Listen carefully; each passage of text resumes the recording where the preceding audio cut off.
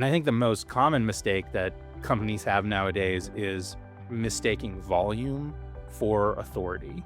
And I think companies think like, if we publish enough blog posts, if we do enough LinkedIn updates, webinars, that will make us credible. And that's not what credibility is anymore. If you're doing volume over substance, that's going to erode any sort of brand trust with the audience. And I think that's kind of the big mistake people are still falling into, of this volume trap of, okay, let's do 3-4 pieces a week. We should be publishing on social media 3, 4, 5 times a day. And eventually, if you saturate like these channels with that, you're going to fall into this trap of AEO is going to figure this out and your audience is going to be eventually confused. Hello and welcome back to Best Story Wins. I'm your host, Josh, and today our guest is Ben Hasskamp, a writer that has a ton of experience in the cybersecurity space and who is really focused on not only storytelling, but thought leadership as well, and building out thought leadership programs for companies. Ben, thanks for joining us today. No, thanks for having me. Cool, man. So let's dive in. You have been building out thought leadership programs for quite some time now, oftentimes at bigger brands. I know right now you're more focused on consulting from the outside. What made that decision kind of clear or apparent for you that it was time to move on from working from within a brand and focused only on the one company to going external and lending your experience and support to multiple companies as a consultant?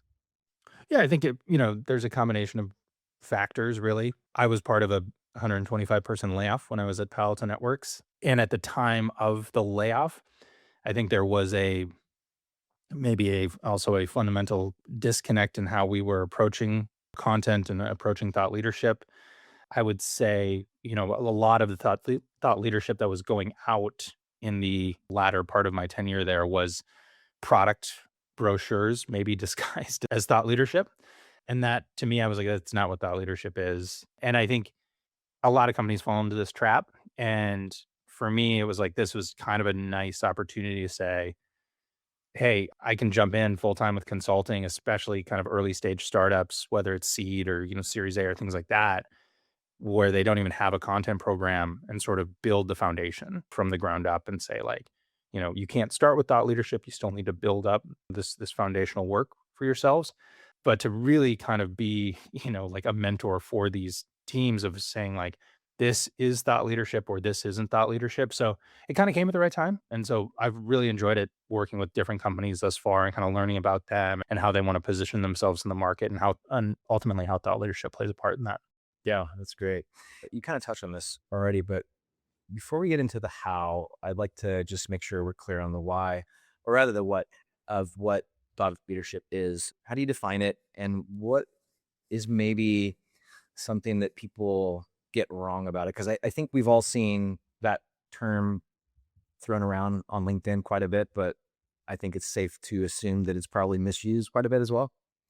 I think thought leadership is it's a point of view where you could be wrong, right? You're basically taking a stand for something. That's essentially it. Like, in college, we used to do opposition prep, right? Where we would take like a side of an argument we wouldn't normally take, and we would have to prove out that argument. And then the other person would take that side and prove out that argument. Where content before was very much, we're just kind of informing people. We're informing people of like what's new. We're informing people of what their products are doing. It's kind of the how of things. And now, especially with new technologies like AI and issues like quantum security and data centers and how these things work, like we don't know. That's truly what makes this exciting, is like we don't know what these are. So we're going to have differing opinions about this. So it's really having a point of view. That's the first thing that you need to do. And I think the most common mistake that companies have nowadays is mistaking volume for authority. And I think companies think like, if we publish enough blog posts, if we do enough LinkedIn updates, webinars, that will make us credible. And that's not what credibility is anymore. And I think we'll probably talk about this later on when it comes to like SEO and AEO and things like that, where if you're doing volume over substance, that's going to erode any sort of brand trust with the audience. And I think that's kind of the big mistake people are still falling into, of this volume trap of, okay, let's do 3, 4 pieces a week. We should be publishing on social media 3, 4, 5 times a day.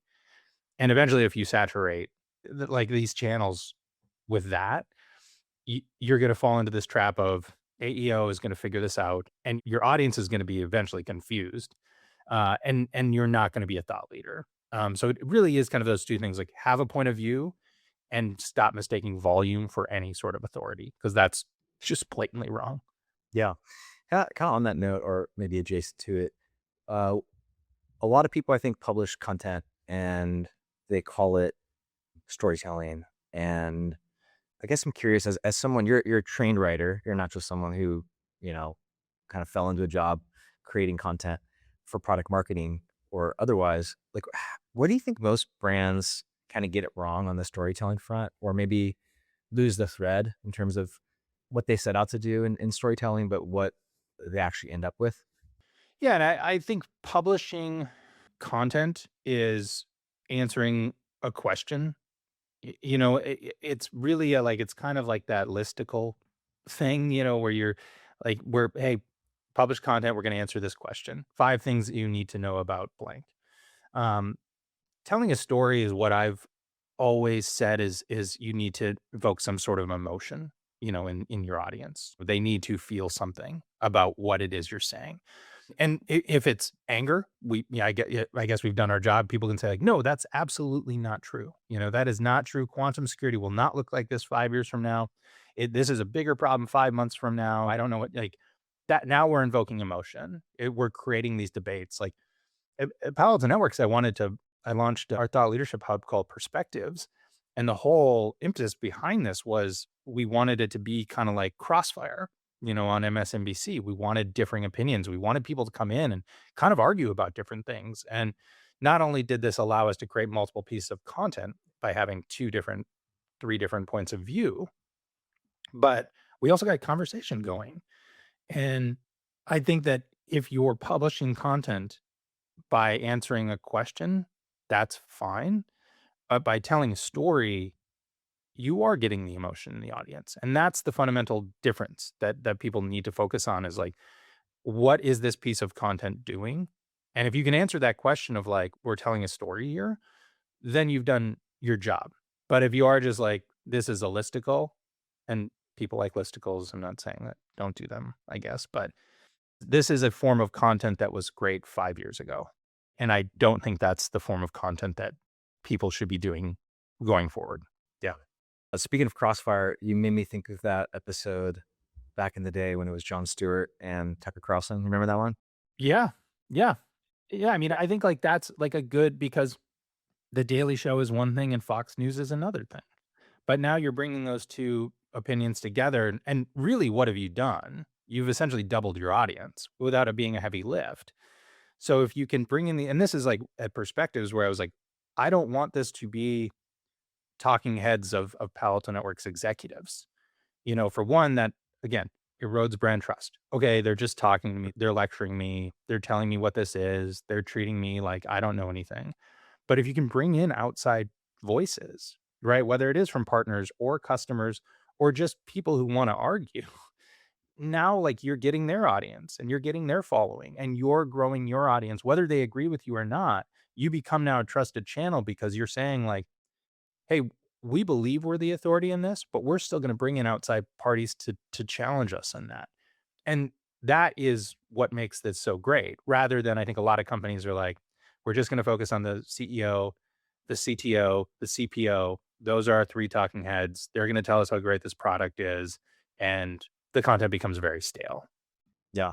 It's interesting. I mean, because you touched on something that everyone knows intellectually, also in their bones, that having a strong brand requires you to take a stand and have a perspective, and being okay with not everyone agreeing with that perspective. But I think where a lot of companies get it wrong is they're afraid to put something out there that people might not like or people might not agree with. And I think that that's the road to, yeah, people not knowing who you are and what you stand for. And, if you're uh, competing with brands that are clear on that, you're going to lose. You're going to lose every single time. Yeah, and that's the funny thing is that companies are getting wrong now that it's okay to go out with a point of view that's provocative. Um, I don't wanna violate my non-disparagement here, but I do think that, Palo Alto Networks was definitely like, "Okay, we need to go out with, like, points of view that, that, like, we believe that audiences will respect." And for me, it was like, "Well, no, like, we need to go out there because audiences want us to have differing points of view because, like, that's what audiences do." Nobody goes into a movie and 100% of the people walk out and said, "That's the best movie I've ever seen." And I think because we have differing opinions, we need to kind of tap into those things. And sure, maybe 90% of the market says it's going this way, but 10% says it's going this way. Well, we want to tap into that point of view and prove, right, why you disagree. Now, that's the other thing. Like, you can make whatever claim you want, but if you're not backing it up with like any sort of substantial evidence, well, then your audience will be like, this guy's, ridiculous. But that's the whole thing with, like, again, opposition prep, that it's like, make the statement, make the claim, go out, prove it. Statements of fact. I know in today's world that's, a rarity, but if you can do that, then you've satisfied the argument and then we'll go out with it. But, for companies just to say, here's our one point of view, we're going to rely on that. I don't think audiences are going to be interested. Yeah. It makes me think a little bit of, especially when you touched on movies and how there's never been a movie that everyone says that's the best movie of all time. It kind of makes me think right now of the Odyssey. I don't know if you've spent much time on X recently, but like it's definitely a big source of contention because on let's say broadly speaking, the left or the more liberal part of Twitter, including the film critics are like, it's the best movie of all time, and Nolan's a genius, and his casting is brilliant. And then on the right, you have all these criticisms of the casting, in particular of Elliot Page, and I'm blanking on the lady that plays Helen of Troy, but um, Oh yeah, Lupita. Yeah. yeah, I was blanking on her name, but there was just so much about things that don't really matter to the story. It was like the window dressing in a way, but I mean, I'm kind of like I'm pretty apolitical at this point in my life, and I just don't want to get caught up in any of it. But I went and saw the movie the other night, and I remember just thinking, okay, Nolan nailed it. Matt Damon was awesome. Pretty much everyone was, I think, perfect fit for their role, and I didn't once even think about like the the cast being either uh perfectly diverse or a bad fit for the reasons that people were droning on about on X. And I don't know, it made me think. I know I'm kind of getting off track a little bit here, but like it kind of makes me think like I wonder if Christopher Nolan like was thinking about this and maybe he was playing 4D chess and he got people to like talk about the movie just to get people talking about the movie. And you know, 6 months from now, everyone's going to forget the culture wars BS. And I think what's going to happen is Odyssey is going to go on to have made way more than $1 billion, and it's probably going to win a bunch of awards. Yeah, and I think that's certainly something that you don't cast, Elliot Page and Lupita Nyong'o without knowing, like, okay, this might ruffle some feathers with, the right. Uh, at the end of the day, I think Christopher Nolan is like, how can I tell the best story possible with the best actors possible? I mean, Lupita's an Oscar winner, right?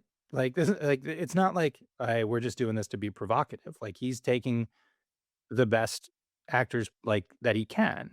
And for me, it's like, yes, I do think it was a two birds, one stone thing. He's doing this, he's getting the best cast possible, but he also knows, like, hey, this is gonna ruffle some feathers. People are gonna get upset about this. It's gonna create conversation. And his interviews have been really like a master class in handling it, right? Where he's like, yep, that's what I did. If you're upset about it, that's fine. But like, and then that kind of ruffles people like, the wrong way again. It's brilliant. But again, his goal is what content marketing goals should always be. It's like, how can we tell the best story possible? And I mean, talk about a guy who tells great stories, and that's, now it's an adaptation, but, it's from a poem, but I get it. But, I think that's the one word I use at Palo Alto Networks. I was like, we need to be provocative about things. That's what audiences will respect. And if we're not, then we're cookie cutter. And that's not interesting to me. If you want to be cookie cutter, then I'm not your guy, I guess. Yeah. Well, speaking of Palo Alto networks, or maybe just cybersecurity more specifically, I would imagine.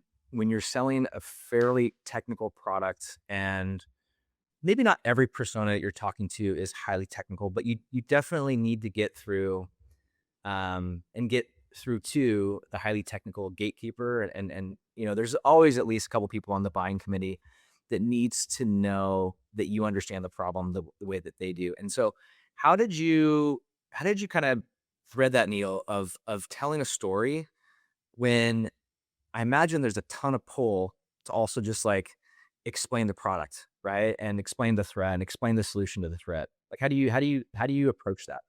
Yeah, so I'm so glad you brought this up because the transition from talking about movies into this will be a great segue. So, what I wanted to do coming in was to create multiple forms of content.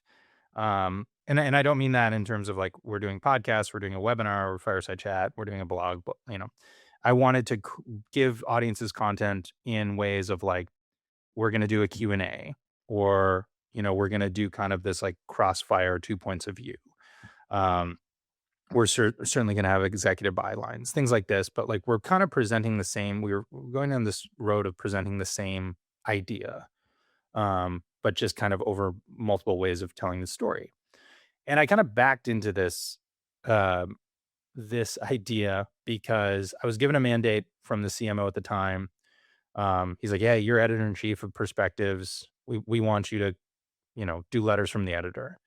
And kind of reluctant. I say, "Hey, listen, like we got guys publishing on here like Nikesh Arora and Anand Oswald and Lee Klarich and some of the smartest people I've met in my life. What could I possibly present to this audience that like they wouldn't get from that?" And to the CMO's credit, he's like, "I don't care. You're doing this. This is your mandate. Figure it out." And so, um, I thought about it. I have a film background, and I thought, okay, is there any way to like weave this in? And I pitched to him. I was like, "Hey, what I want to do is launch this series called Control Alt Illusion, where we visit movies from our past, right? Whether it's, hackers or sneakers or the net. We want to revisit these pieces to kind of tap into that nostalgia, again, that emotion of audiences. And we basically talk about like, hey, what did Hollywood get wrong about the security piece? What did they get right? What would this sort of look like today? And then the latter part of the piece would basically be like, this is a bad example, but it's like, had Sandra Bullock just used Cortex XIM, this wouldn't have happened. And I think like this allowed me to, in B2B, tap into a different way of telling a story, prove out like, hey, the best stories aren't always about like, like, well, the best stories are, I guess, always about like human stakes underneath a technical problem. Like that's just, what it is. Um, and I think we all have, you know, like we talked about, right? We don't all go into a movie and agree that it's the best movie ever, but we all have a relationship with movies. Whether it is like we've only seen 20 movies in our lives or we've seen 20,000 movies in our lives. Like we all have that relationship. And we did find that these articles tapped into a that more technical audience of things. Like these pieces were much more interesting to like the IT people and the CTOs and things like that, which I found really interesting. Um, at Black Hat this year, they had a hackathon going on, and they were just as the hackathon was going on, they had the net playing on a projector as they were all working.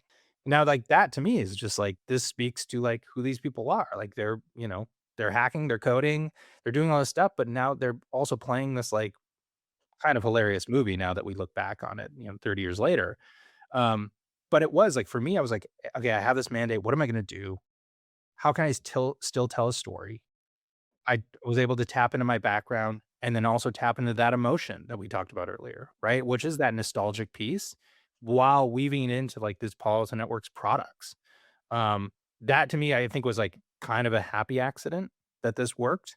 Um, but it did work. And I think that to me, it was like B2B security doesn't always have to be this cookie cutter. We have a byline. This is what it is. We can tell a story in a different way. And then we told it through movies, and it worked. Like we proved it out and it worked. So I think like that's the thing. Like the CMO at the time took a risk, right? He's essentially was like, I will give you no money for this, and we're not going to license anything, and you can't play any clips. But sure, go do it. And when we proved it out, he's like, okay, great, that worked, good job. Yeah, that's awesome. Did you get any money after you proved it out? Yeah, they gave us a little bit to do it. They also we recorded a couple podcasts about it. This microphone and this headset, paid for by. So yeah, they started to see it out, but certainly, they weren't going to pay Sandra Bullock an appearance fee to come on the podcast for us. That was Yeah, maybe in our next live. So I mean, from what you shared, it sounds like you were approaching this in the right way, and it seemed like you kind of had to prove the concept internally. And have you ever seen, as someone that's been in the space for a while, like you know how to do this well? Like, do you ever see examples? And we don't need to like throw any stones or call anybody out, but like, have you seen examples of where people have developed thought leadership series, and you're just like right away you can tell it's just repackaged marketing content? And if so, like, what are the tells? how do I not put people on blast? Okay, so I'll start by saying I've done this before. So, I'm not like this is people who do this are stupid because I've done this before.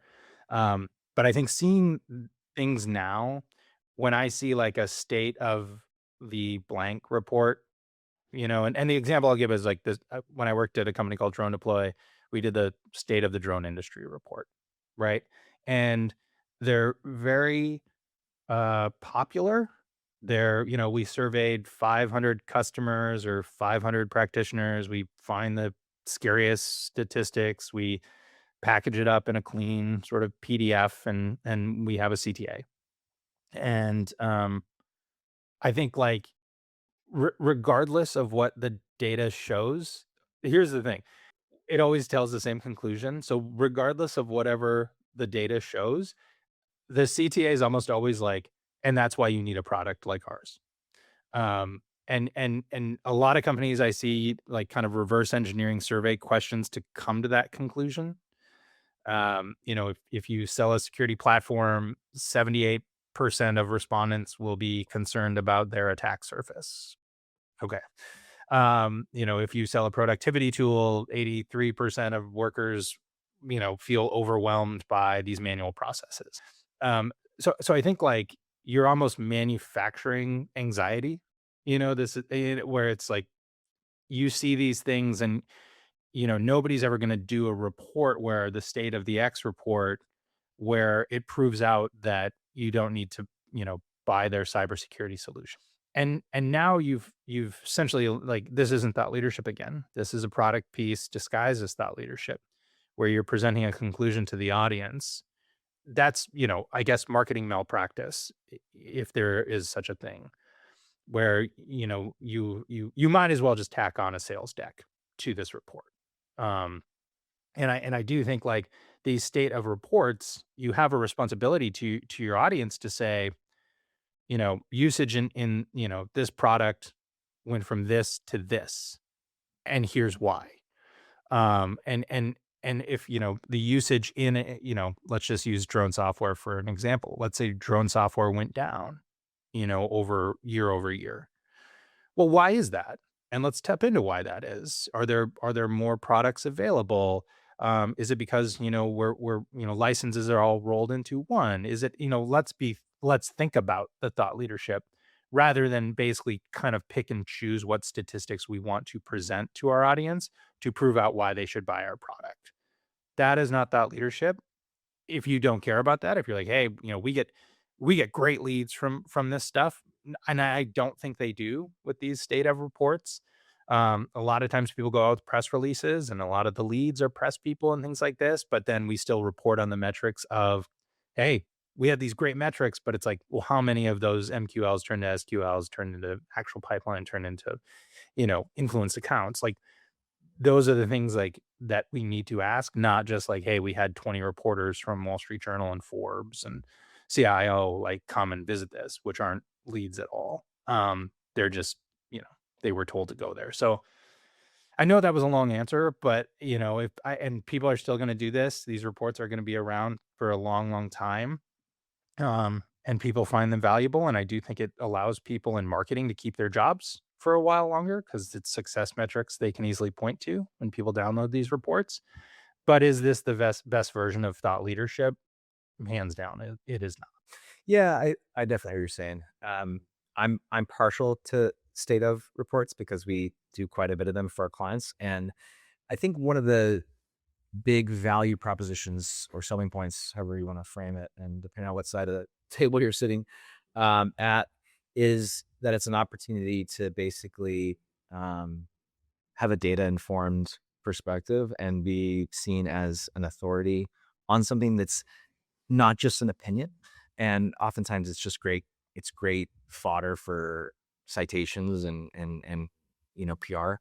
But I definitely hear what you're saying. Like at a certain point, you know, if everyone's doing it and if the mentality is like this is our one, big shot at thought leadership, I think you can go into it with the wrong mentality. And then not only will you just not get what you were hoping to get from it in terms of results for yourself, but I think the market will probably kind of relate to it in a similar way too, where it was just like, what was the point of doing that? Like it wasn't even that valuable for us, right? The whole point of doing something in the first place is providing value to your market, right? Well, and I think there's two things that. Well, look at us disagreeing, Josh. This is great.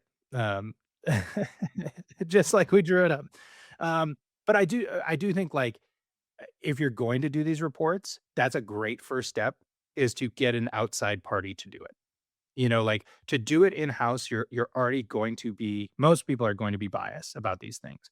You're gonna manipulate these reports to back up your product. If you do bring in like yourself, like an outside agency, an outside party to do these things, like they're unbiased, right? They're gonna present the facts and basically, analyze those facts and present it in a way that's like, hey, this, maybe isn't what you thought. Like why is drone usage going up 70% in the lumber industry?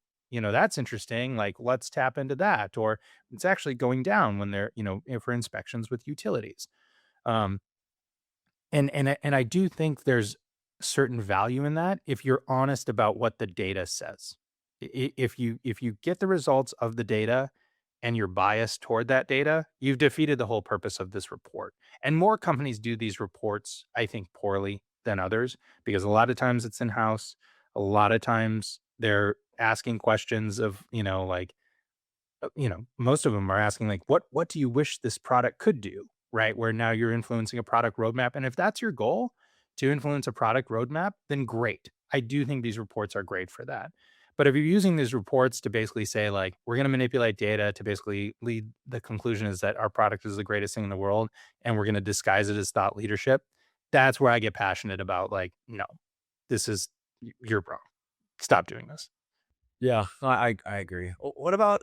I mean, another element of thought leadership that I think about from time to time is just like uh polish. How much is too much? Like we're living in an era right now, and I'm not the first person to say this. It's well documented and it's informed a lot of hot takes that we're living in an era where people want to buy from people and not from companies, right? And if whether it's your CEO or if it's a group of people from the company that are responsible for being representatives of the company that people can kind of um, put a face and name to versus just a soulless corporation and a logo. That tends to work pretty well for companies right now, whether you're B2C or B2B. Um, but I think that one of the reasons why people are drawn to other people is because they see some like imperfections or some like rough edges in a person's personal brand versus you can't have brand guidelines. You can for a person, but like a brand is always going to feel more polished and produced than a person. But I'm wondering, in the world of thought leadership, is there such a thing as having too much polish to what you're producing? And if so, like, can that hurt you?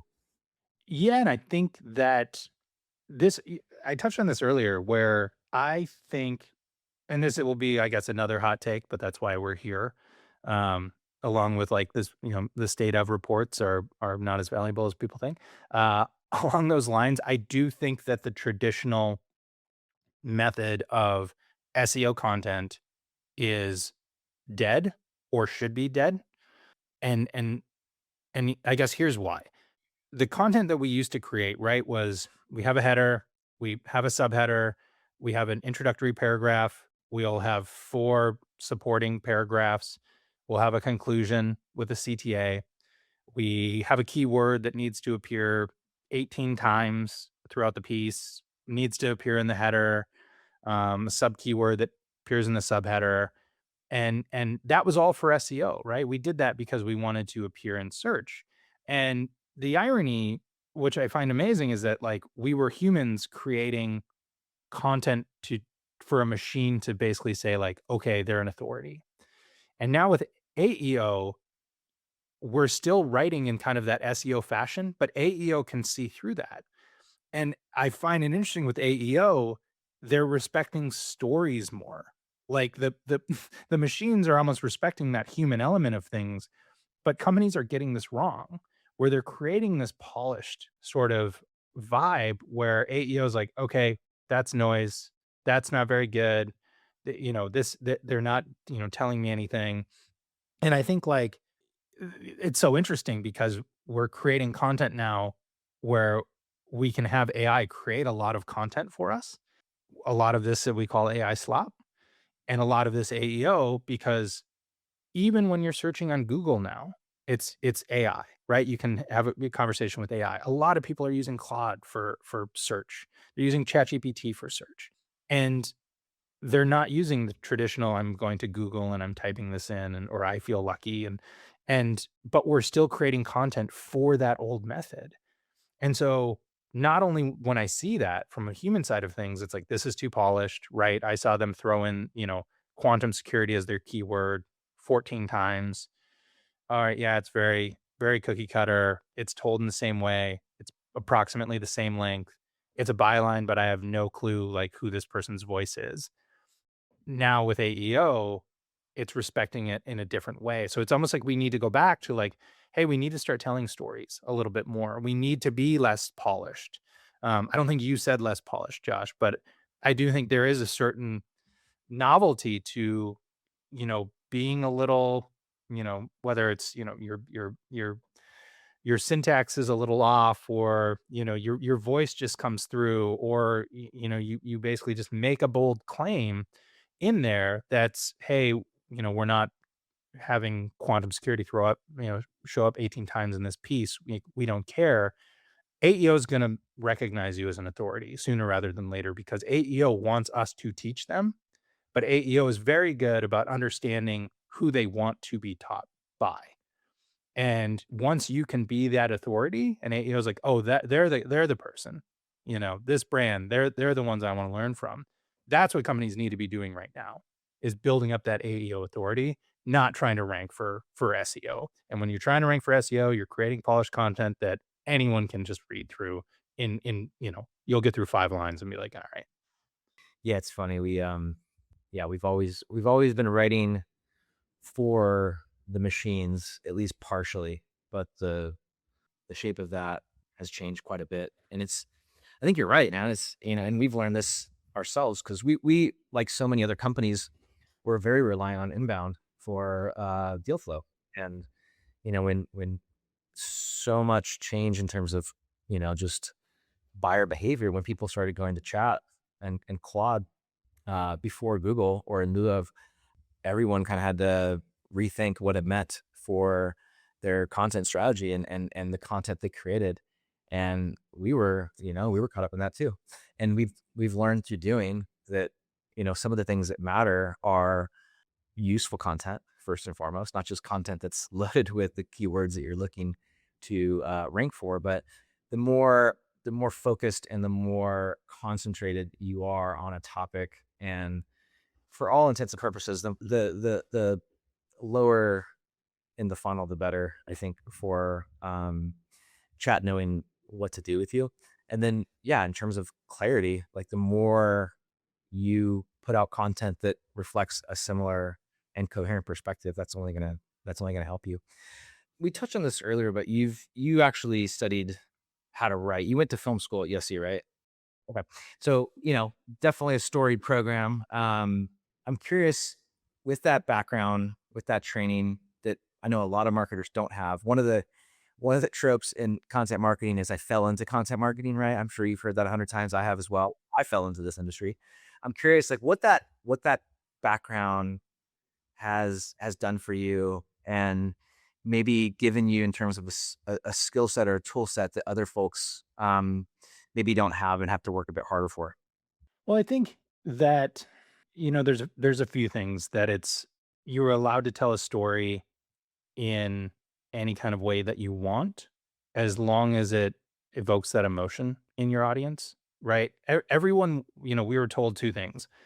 When you create a piece of content, or whether it's, screenwriting or, a short story, a treatment, a play, you need to create conflict and you need the audience to feel something. And if you've done those two things, you've done your job well. We studied, we studied Joseph Campbell's Man with a Thousand Faces, right? And kind of how to tell a story. It's basically what George Lucas studied when he was writing Star Wars, right? It's just that's the structure. People have it's like, oh, I'm going to create a beginning and a middle and an end, and it's like, okay, that's a classic 3 act structure. That's fine. What's your inciting incident? And then a lot of it's like, what? Film school, I think, teaches you to ask, like, what does the protagonist want? What's standing in their way? And what does getting it cost them? And I do think like that's the question. That question would work for, a CISO just as well as any character in a screenplay, right? You really need to kind of ask yourself that when you're creating a piece of content. And because you need to think of like the buyer as an audience member, right? What does this person want? And what's getting in their way? What's and and what is getting it cost them? And I think if you can sort of go back to that like structure of telling a story like how we were taught, whether it's a screenplay or short story, we were always asking those questions. So I think, the difference too is the other difference is between showing and telling. Yeah. Most B2B content, it just tells you the story. It tells you the conclusion, it tells you the evidence, and we were always told, and this is like when I first started at film school, like they're like, you're basically just creating a ton of dialogue that's explaining with its exposition and things like that. And it's like film, like you need to show the audience. You don't just tell them. And a lot of the content now that is being created is just talking. It's a lecture, and people don't like that, and they don't feel anything toward it. They might feel bored. They might feel like, all right, I get it. I get it. You're the smartest person in the room, and I understand. But if you can kind of tap into that emotion, you know, and that conflict, I'm not saying we need to fearmonger and things like that, but you also need to talk about pain points. And you don't just need to say, like, here's our product, here's what it does, here's what you'll get out of it. You need to kind of tap into like, hey, like, what's this protagonist want and what's standing in their way? And if you can answer those two questions when creating a piece of content, it's going to be extremely helpful for you, not only in terms of the audience, but just in what you're creating, because like you're gonna get really bored really fast if you're just creating these cookie cutter pieces of content. But I do think film school like provided me sort of a unique point of view into how to present a content piece of content by backing it up with sort of, hey, I'm just basing this piece of content off Man with a Thousand Faces. This isn't a new idea. The Romans have been creating stories, centuries ago, and we're still telling stories today. I think we just need to be a little bit more thoughtful in what stories we're telling and how we're telling them. Yeah, that's good, man. Um, so I'm curious, kind of coming back to the topic of thought leadership more explicitly, and I'm curious, um, about some of the mechanics here. So I imagine when you were at Palo Alto Networks, you were not just writing thought leadership content for one person, but overseeing the program. And I imagine, let me know if I'm off here, that you were writing and helping other people write, various people. And if so, well, I guess before I dive into that, is that correct? Yeah, that's correct. So when that's the approach, like how do you write thought leadership for multiple people? Like how do you develop that brain to help them write when they're not the one sitting down to develop the content themselves? Like, how do you do that in a convincing manner without it, while maintaining like a unique voice for each person, like without it, and doing so in such a way where like the person's like, I'm happy with this. This actually sounds like me. Yeah, and this is where AI is really, really helpful, and this is what I think every company should be doing. AI is really bad if you say, "Hey, write me a blog about quantum security." AI is basically just gonna spit out, the slop that I think a lot of people do, in the ever evolving landscape of quantum security, right? That we'll start there. Um, because again, AI wants us to teach them. That's the whole point. AI is they want to learn from us. So how do we teach them? Well, at Palo Alto Networks, we were getting a lot of red tape, let's say, when it came to executive reviews. Part of that's on me, part of that's on executive sponsors, part of that's on product people, because we're all sort of arguing over, the voice. Like I'd get so many like comments like, yeah, Anand just wouldn't say that. That when he doesn't talk like that. And I'd always be like, "Well, give me 30 minutes with him a week. I'll sit down with him, like, you'll learn it," and things like that. Um, that's a tall order sometimes, I think, with executives. So, what I did when we used Gemini exclusively at Palo Alto Networks was I would build gems for every single executive, and I would take every piece of data I could find on this person, whether it's a byline that they did that appeared in Forbes, whether it was internal, whether it was a podcast that they did, fireside chat, basically any point of view that they had, written or otherwise, and you feed that into AI. And so now AI starts to learn their cadence and starts to learn their syntax and starts to learn kind of how they like to talk about things. And from there, what you can do is you can create a piece of content that you can source. You can basically say like, Anand said this on this day at this time on this podcast or whatever it is. And we took where reviews went from around 14 days, we cut that down to 3 because they were able to present something to him that sounded like him, that was in a style that he liked, that was in a tone he liked, because we've taught now AI how he speaks. And so I think we were writing for 15 to 20 different executives. Um, Again, internal, external. And one person can't just create these pieces of content one off for each of these things. And so this is where AI was super helpful because we were able to create these avatars, I would call them, these gems of each executive where we've taught them how this person's point of views have evolved over time, how, they present themselves, how they like to speak, the length of the things they like to write. Some people like longer things, some people like shorter things, and we weren't guessing anymore. We've taught AI now how this person thinks and talks and how they create a piece of content. Um, and I'm not saying like it's easy. Like literally had an executive one time tell me, um, I would never say this. And I pointed, I was like, this is a quote that you had in a podcast 6 months ago. Like you said, like here it is. And and for him, it was kinda like this epiphany, like, "Whoa, like, that is interesting," because, like, now it's all there and, the arguments become less and less about, he would never say this, she would never do this, that wouldn't be her point of view. Um, and, again, we've created a brain that is constantly learning and constantly evolving, but we've also done it by still creating quality piece of content because we're still all writing them. We're still all editing them, but we can also keep the review cycle short, which allows us to publish more frequently rather than these things that are caught up in review hell, which I know, anyone in content marketing understands that. Yeah. I mean, speaking of review hell or just review cycles, like what does it look like for you now? I mean, I totally agree with you in the top of your previous answer in that this is such a great use case for AI, and it's where the real leverage from a tool like Claude or GPT comes in super handily. But I'm curious, like as you touched on, when you're writing for another person and they're an executive and they probably think fairly highly of themselves and they're taking their reputation very seriously because there's a lot on the line, right? On behalf of the company, but also on behalf of their career, right?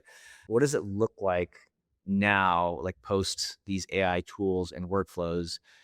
And what does it look like for you when you, for instance, have an executive you're working with who has a lot to say, but maybe not a distinct point of view just yet? And how do you bridge that gap? I know that's kind of like a lot to answer, but curious what you think about that. Yeah, and this is where I would say I'm not for everyone because I treat whether you're a product marketing manager or a CEO, I'm going to hold you kind of to the same standard. To your point, like I think some executives feel highly of themselves and they don't appreciate me saying to them like, "But what's the argument?" And I think a lot of content that I'm given, the more sprawling a piece is, the more you can sort of say, "Okay, I'm losing the thread here. You have a lot of ideas, but what's the argument? Like, what's the claim here?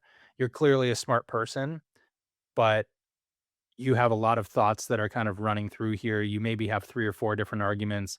How can we kind of parse this out? Should we have like this point of view? Um, I will I will challenge you no matter what. And again, like that kind of goes back to like I'm not for everyone. I think people do want to say like this is brilliant, this is amazing. Let's put it out there. But again, you're doing a disservice to your customers and your audience by saying like, "Okay, we'll just put this out here. It doesn't really have a point of view, but it's got this executive's name on it, and he's hard to nail down, and he has something and he wants to publish it. Let's just publish it because that's what we'll do." If you don't have an argument, again, I'll call out marketing malpractice again. Like we're not doing a service to our audience and to our customers. We're not building brand trust. So whatever it is you want to create, you still have to have that point of view. And it is my job as a content argument, as a content marketer, to find the argument in there. Like what's the argument underneath the argument? Um, and I think that if I can't find it, there's a problem wrong with this piece of content. But also, I think that executives need to understand like, hey, you got 3 arguments here. Maybe we create 3 different pieces, or maybe we turn this into a series, or maybe we do this. It's sort of that feeling of we're all in this together. Let's work through this. Not here's a piece of content I created. I'm brilliant. Please publish this. And some executives are great writers. Some executives, right, are trained in this where they'll create something and I get it. And the point of view is clear. But a lot of times it's not. And how can we work through this? And the review process is always kind of different. And at Palo Alto Networks, it was never the same for each executive. Some people would want me to give them a topic and they'd write it themselves. Some people want a polished thing. Some people want their executive sponsors to write them. Some people want their product leads to write them. So you have to deal with like a lot of personalities and a lot of points of view. But I think when you're taking something raw and turning it into a point of view, it needs to be clear to me before you give it to me. And I'll be honest with you, if I get it and it's like, I don't understand this. What's this saying? How is this different from anything else that's out there? Um, you know, and I think like a good example of this is, you know, and please correct me if I'm wrong, Josh.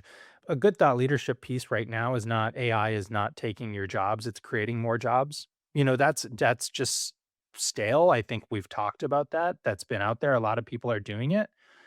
Do you see anyone out there, that's not maybe a tech reporter, but an executive in an AI company or a cybersecurity company who's basically saying like, "Yes, be worried, AI is coming for your jobs." Do you know who Bryce Roberts is? Yeah. Yeah. So I follow him on Twitter. I think he's a good follow. Really sharp guy. Really, I think has his finger on the pulse of what's happening in tech and in startups. And he posted something this morning. Basically, it was a screenshot of I think of someone he was talking to. It was like, we're not hiring now. We're backfilling as many roles as we can with AI, or at least seeing how that plays out before we decide to bring on headcount. That seems pretty true for this moment. What also seems pretty true for this moment, and I think we talked about this last week, which is a lot of companies now realize maybe they cut too deep and I'm starting to swing back in the opposite direction. And they are hiring in a lot of cases for roles that they lay people off in. Don't know if that's happening at Palo Alto just yet, but that's a narrative I've heard a lot. I also had a call on Monday, yesterday, with the CMO that was looking to bring us on to do some work. And her goal is for the next year, and it's a Series C company, raised $80 million the last couple of years. Her goal is to run a marketing org with herself and a demand gen manager, and basically have an agency partner handle everything. So I guess all that to be said, and I've also just commentary, right? It's a really hard job market. Feel bad for people that are graduating into this. So I think there's a bit of both and happening right now, but I think a lot of it's circumstantial. A lot of companies got smashed late last year. Stock prices plummeted. They laid massive, tranches of people off. And I think everyone's just kind of trying to figure out what the future looks like. And I think a lot of people are scared.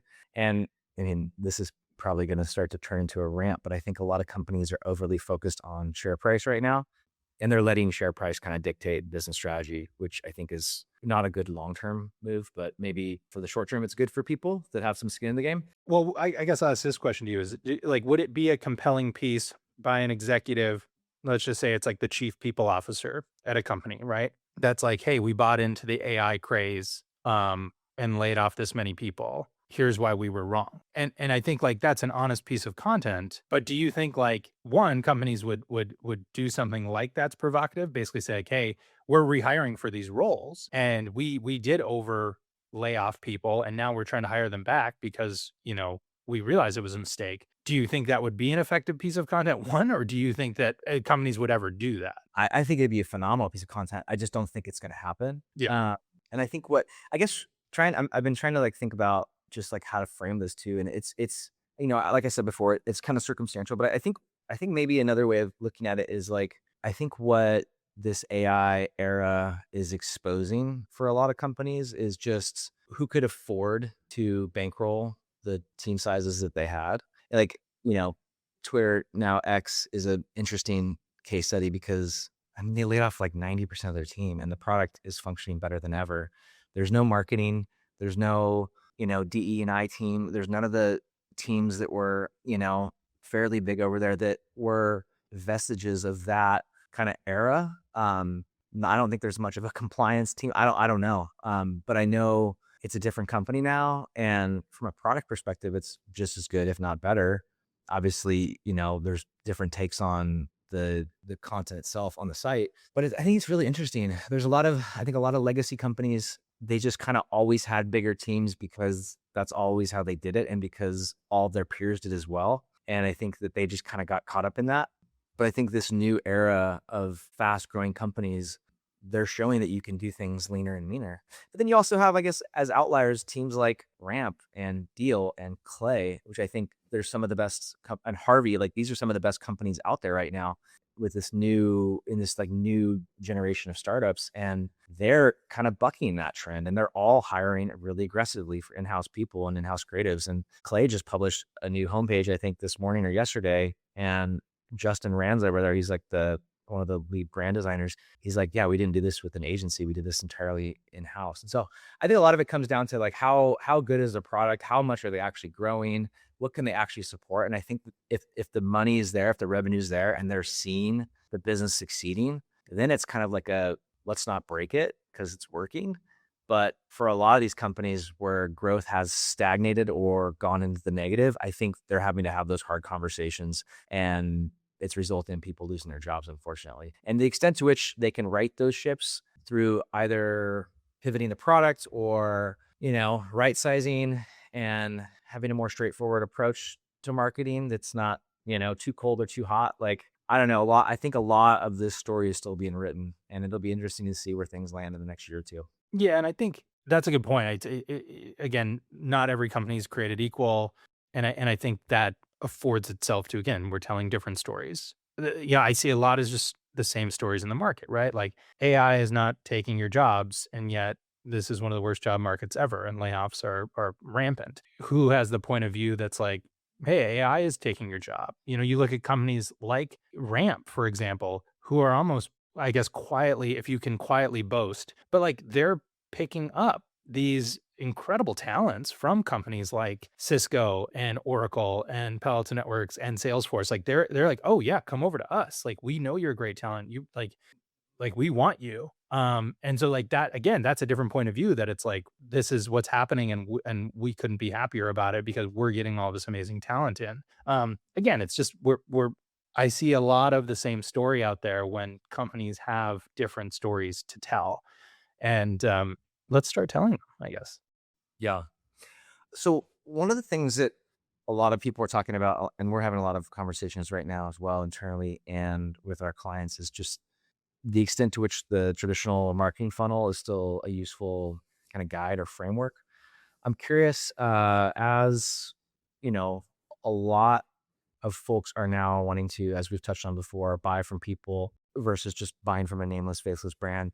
And as buyer behavior shifted away from search to more AI, and chat interfaces, I'm curious if you think the marketing funnel that we all kind of grew up with and connected our work to for so many years, that's still a useful frame, or do you think it's just kind of it's different for every company now, and it's a little bit more about trust and discovery? The traditional funnel is dead. Now, it's still a useful tool for like as an organizing principle, maybe I'd call it. I think it's a terrible map of how buyers actually behave anymore. The buyer, used to, and I'll just focus on the buyer because that's easier for me.